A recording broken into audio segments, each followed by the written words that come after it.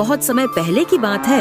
गोपालपुर गांव में हरिया नाम का एक बहुत ही बुद्धिमान किसान रहता था। हरिया आकाश के रंग को देखकर बता देता था कि बारिश होगी या नहीं।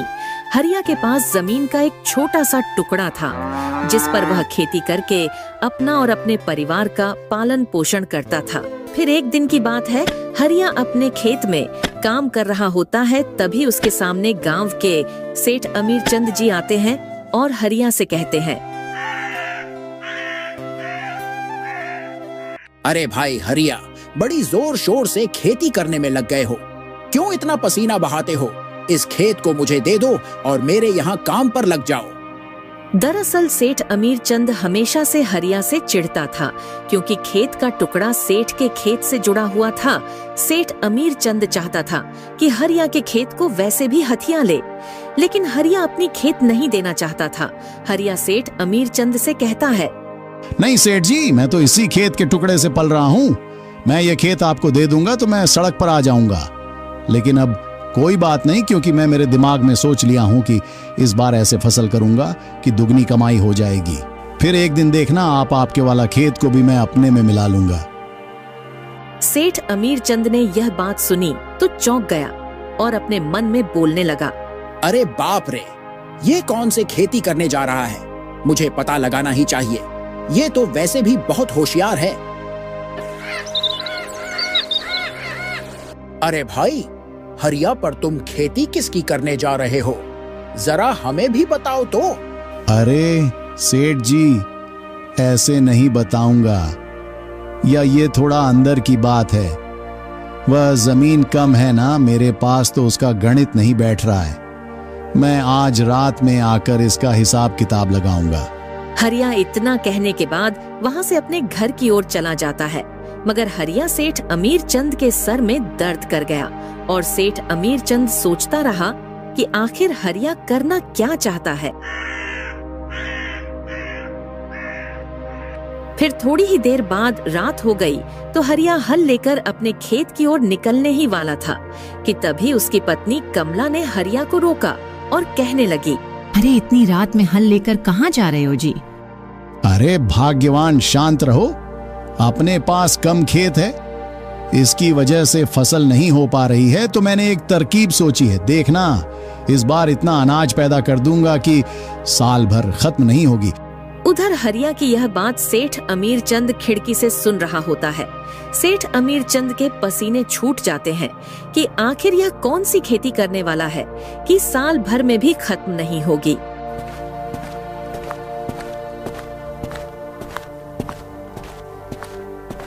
और सेठ अमीर चंद हरिया के पीछे पीछे उसके खेत तक जाता है और एक पेड़ के नीचे में जाकर छुप कर देखने लगता है।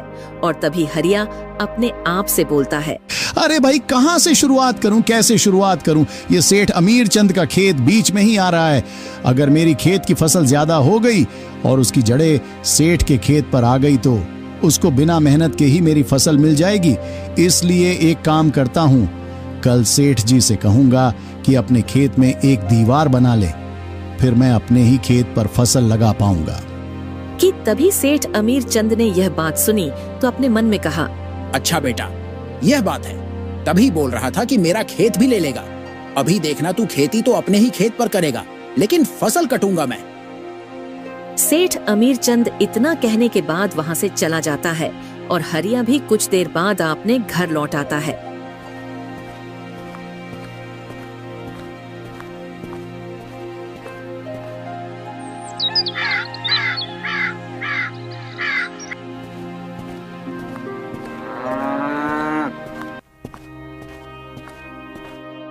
फिर अगली सुबह जब हरिया सेठ अमीर चंद से मिला तो उसने कहा, अरे सेठ जी, आपसे थोड़ी सी बात करनी थी।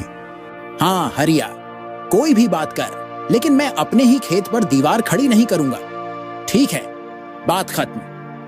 लेकिन सेठ जी, मैं कब आपसे ऐसा कहा? अरे हाँ हरिया, मुझे पता है तुम यही कहने वाले थे, क्योंकि खेत जो कम है तुम्हारे पास। यह कहकर सेठ अमीर चंद मुस्कुराता हुआ वहाँ से चला जाता है।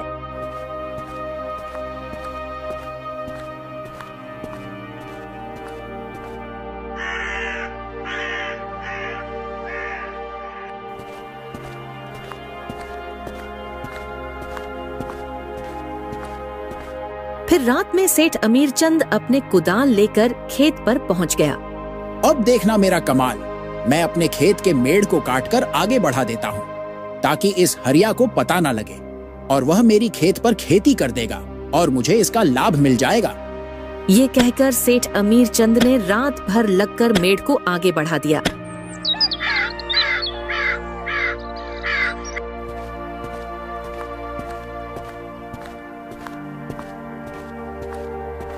जब अगली सुबह हरिया और उसकी पत्नी कमला खेत पर पहुंचे,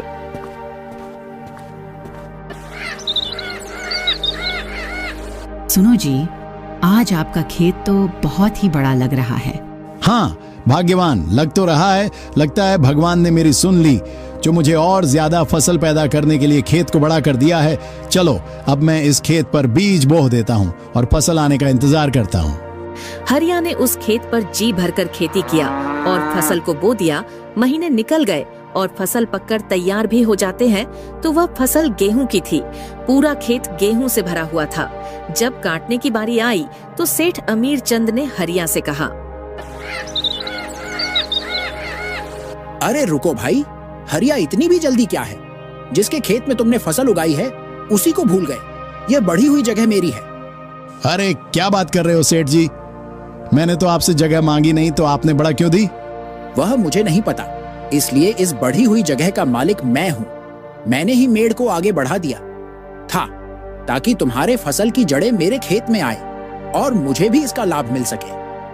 अच्छा तो ये बात है सेठ जी, लेकिन सेठ जी मेरे पास खेत कम था, इसलिए मैंने मन में विचार लाया था कि काश ऐसा हो जाए, लेकिन आपने तो सच में मान लिया।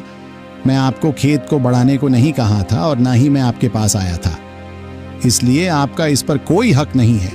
आपकी खेत की सीमा जहां तक है वहीं तक आपका खेत है। फिर सेठ अमीरचंद ने अपनी माथा पकड़ लिया और हरिया के होशियारी के आगे झुक गया। लेकिन सेठ अमीरचंद हार नहीं मानने वाला था। वह इस बात का बदला लेने के लिए इंतजार करने लगा।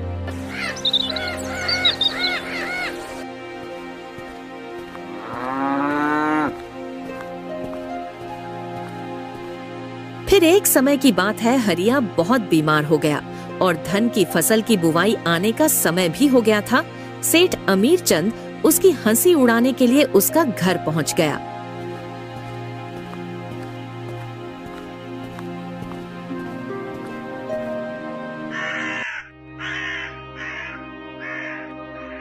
अरे क्यों भाई?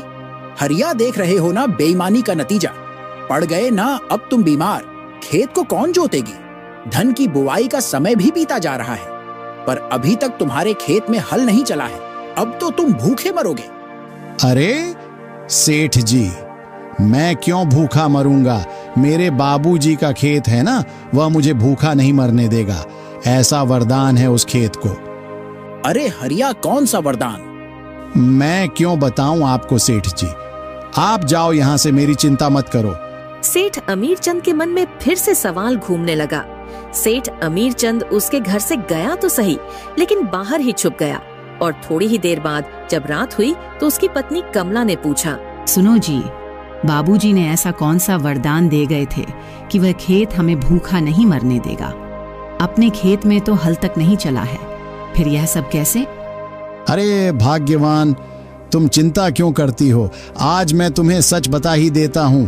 तो सुनो, अपने खेत में बाबूजी कहीं पर सोने के मटका गाड़ दिया है, जिसे हमें खोद कर निकालना है। इसलिए तो इस बार मैंने खेत को हल नहीं जोता है। क्यों इतना मेहनत करना है जब इतना सारा सोना मिल ही जाएगा तो? अच्छा बेटा, हरिया तो यह बात है। मैं तुझे इस बार भूखा मार कर ही रहूंगा। मैं जाकर तेरे खेत से वह सोने का मटका निकाल लूंगा और तुझे कुछ भी नहीं मिलेगा।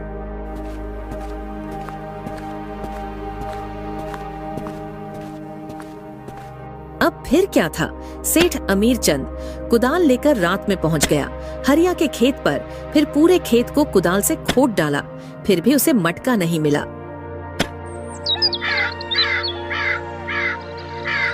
जब रात बीती और सुबह हुई तो सेठ अमीरचंद हरिया के घर पर पहुंचा और हरिया से बोला, अरे भाई, हरिया, कहाँ है तेरे सोने का मटका? तूने तो कहा था कि तेरे खेत में सोने का मटका है।